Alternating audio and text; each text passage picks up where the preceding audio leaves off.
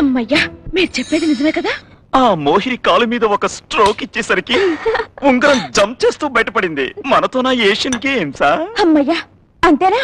నేను ఇంకా మీరు అమ్మాయి జాకెట్లో జాకెట్టా లాకెట్టా? చూడు సుందరి, ఈ శ్రీమన్నారాయణ జీవితంలో నీకు తప్ప వేరే ఆడదానికి స్థానం లేదు.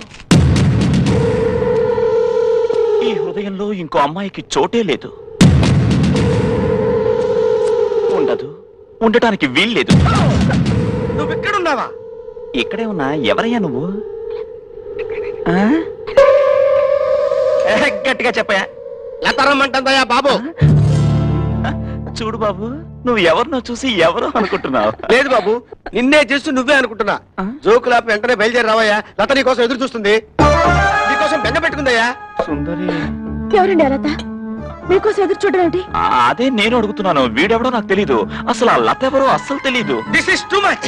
ఏంటయ్యా టూ మచ్? లేకపోతే ఏంటయ్యా, నీకోసమే బతుకుతూ నిన్నే స్మరించుకుంటూ నువ్వే కావాలనుకుంటున్నా లత ఎవరో తెలియదంటావా?